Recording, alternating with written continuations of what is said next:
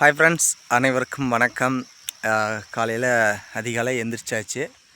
பாருங்கள், நல்லா சூரிய ஒளி, பறவைங்கள்லாம் பறந்துட்டுருக்குது. நம்ம இன்றைக்கி கள்ளக்குறிச்சி மாவட்டம் குதிரைச்சந்தல் கிராமத்தில் இருக்கிறோங்க.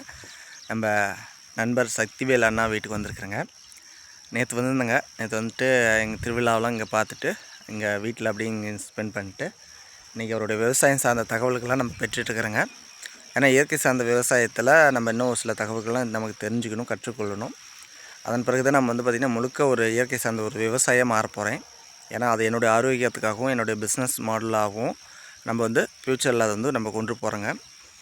ஏன்னா எனக்கு ஒரு பிடிச்ச ஒரு செயலாக நம்ம செய்யும் போது அதில் அதிகப்படியான இன்ட்ரெஸ்ட் காமிப்பாங்க. அப்போ தான் அதை விடாமல் செய்வேங்க. மற்றபடி இன்றைக்கி எவ்வளோ பேர் பிடிக்காத வேலைக்காக, பணத்துக்காக ஒரு கட்டாயம் அடிப்படையில் வேலை செஞ்சுட்ருப்பாங்க. ஆனால் அவங்களுமே ஒரு காலகட்டத்தில் விட்டுட்டு தான் வெளியே வருவாங்க. நம்ம ஆரம்ப கட்டமே நமக்கு வருமானம் கம்மியாக இருந்தாலும், கடினமாக கஷ்டப்பட்டாலும் நம்ம அதை பிடிச்சி செய்யும்போது அதை விட்டுற மாட்டேங்க அவங்கள. அதனால் ஒரு வெண்புலி எனக்கு எவ்வளோ உறவுகளை, நட்புகளை, ஒரு புதுமையான ஒரு தகவல்கள்லாம் நம்ம கற்றுக் கொடுத்துட்ருக்குது. எனக்கு அவ்வளோ சந்தோஷமாக இருக்குது. அண்ணா வீடு அதுதான். ஓகேங்களா. இங்கே காடு ஒரு வாங்கியிருக்கிறார், சொந்த இடத்துலையும் வாங்கியிருக்கிறார், சொந்த லேண்ட் இருக்குது. அது இல்லாமல் குத்தைக்கும் பிடிச்சி விவசாயம் பண்ணிட்டுருக்கார். இப்போ சாப்பிட்டு முடிச்சுட்டு சாப்பாடு ஆகிட்டுருக்குது. மறுபடியும் காட்டுக்கு போகிறோங்க. அது ஒரு 5 கிலோமீட்டர் தூரம் போகணும். அங்கே குத்தகைக்கு பிடிச்சி அங்கே விவசாயம் பண்ணிட்டுருக்கிறாரு. எல்லாத்தையும் நம்ம பார்த்துக்கிறோங்க. நல்லது கெட்டதெல்லாம் இப்போ பருத்தி போட்டிருக்கிறாரு அவர் காட்டில். பருத்தி, மிளகா, மரவள்ளி கிழங்கு, இதுமாரி அது பேர் என்ன, சோளக்கருது, ஓகேங்களா, மக்காச்சோளம், இதுமாரி எவ்வளோ அவர் பிஸ்னஸில் அனுபவப்பட்டிருக்கிறாங்க. இதுமாரி விவசாயத்தில் அதீத உழைப்பு, நல்ல ஒரு ஜாலியான ஒரு மைண்டு கொண்டவர், நல்ல ஜாலியாக பேசுவார், கலகலப்பாக. நம்ம கூட ட்ராவல் ஆனீங்க, ஹைதராபாத்தில் பார்த்துருப்பீங்க அண்ணா பேசுனது அப்படிலாம். ஏன்னா ஒரு எப்படி சொல்கிறேன்னா, கள்ளங்கவலை இல்லாத ஒரு மனிதர்னு வச்சுங்களேன். நல்லா கலகலன்னு பேசுவார். படிக்கலை, ஆனால் நாலேஜ் அதிகம். இதை பற்றி பெருசாக ரொம்ப ஃபீல் படாமல் அப்படியே லைஃப் என்ஜாய் பண்ணிக்கிட்டு அவருடைய டார்கெட் கொடுத்துட்ருக்கிறார். லைஃப் ஃபேமிலி கரெக்டாக பார்த்துக்கிறார். பிள்ளைங்க 2 பிள்ளைங்க, நல்ல ஒரு வருமானம் எடுக்கிறாரு.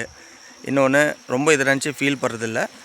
ஆனால் அவர் பார்த்திங்கன்னா கொஞ்சம் இதுக்கான ஒரு எபோட் ஹைதராபாத்துக்கு இதுக்கு போட்டார் அப்படின்னா, ஃபேஸில் நம்ம பரவாமல் தடுத்துட்டால் போதும் நம்ம அப்படின்னு சொல்லி அவருக்கு ஒரு எண்ணம். அதேமாரி ஓரளவுக்கு கண்ட்ரோல் படுத்தினார். ஆனால் தொழில் ரீதியாக பார்த்திங்கன்னா கொஞ்சம் வெயிலில் வேலை பார்க்குறாரு.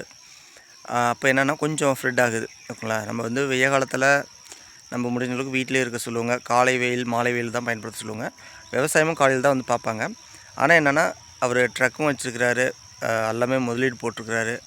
அப்போ அவர் தோட்டத்துக்கு அந்தந்த சீசன், அந்த பருவ காலத்தில் டக்குன்னு வேலையை செஞ்சிடணும். அடிக்கிற மழை வெயிலுக்கு மறுபடியும் 1 இயர் கஷ்டப்பட்டதெல்லாம் வேஸ்ட் ஆகிடக்கூடாதுமாங்க.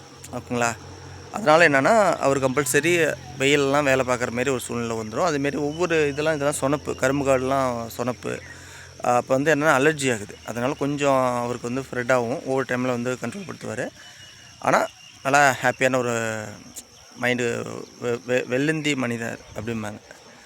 ரொம்ப ஹாப்பியாக இருக்குது அவரை சந்தித்து, அவர் கூட டைம் ஸ்பெண்ட் பண்ணிட்டு. அவர் கிராமத்தில், ஏன்னா நம்மளது கிராமம் அழிஞ்சிட்ருக்குது. நம்மளுக்கு சேலம் உருக்காலை இருக்கிறதுனால எல்லாமே லேண்ட் ஆகிடுச்சு. எங்கள் ஊர் கிராமங்கிறது கீரை, பாப்பம்பாடி, கீரை அதிகமாக உற்பத்தி பண்ணி சந்தைக்கு ஏற்றுமதி பண்ணுவாங்க. பேரே அதில் வந்துச்சு.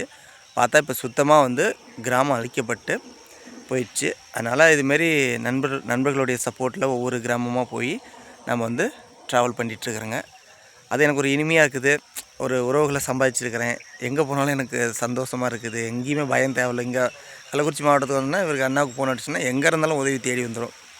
இன்னொன்று அவர் மூலிமா நான் எவ்வளோ கற்றுக்கிறேன். அப்பா விவசாயி தான், ஆனால் தான் லேண்டு பிரச்சனையில் ஒரு 10 இயர்ஸாக நம்ம போட்டு விட்டாங்கல்ல.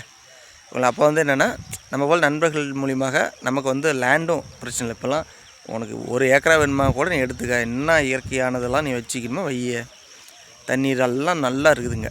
ஓகேங்களா. உனக்கு என்னென்ன தேவையோ பண்டு அப்படிங்கிறாரு. அந்தளவுக்கு ஒரு நட்பு இருக்குது. இப்போ அவரையும் நம்ம இயற்கை சார்ந்த வாழ்வியலில் பார்த்திங்கன்னா அவர் எந்த அளவுக்குலாம் ட்ராவல் ஆகிறாரு, அது இருந்தாலும் அவருக்கு எப்படி ரிசல்ட் வருது வரல அப்படிங்கிறதெல்லாம் அவருடைய சூழ்நிலை தான். இப்போ நாம் சிட்டியில் இருக்கிறவங்களுக்கு பெரும்பாலும் நம்மளுடைய ரிசல்ட் பெரும்பங்கு பார்க்க முடியாது. ஆனால் கம்பல்சரி நம்ம பார்த்திங்கன்னா ரிசல்ட்டை கொண்டு வர முடியும். கிராமத்தில் இருக்கிறவங்களுக்கு அதிகப்படியான வாய்ப்பு இருக்குது.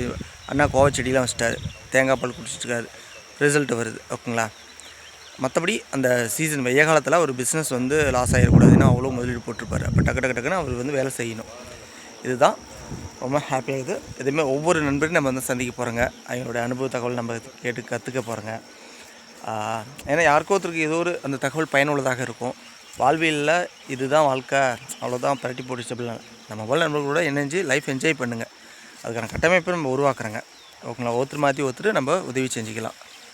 ஓகே ஃப்ரெண்ட்ஸ், நம்ம மீண்டும் நல்ல தகவல் நான் சந்திக்காத உங்களது விடைபெறுவது நான் உங்கள் பிவி. நன்றி, வணக்கம்.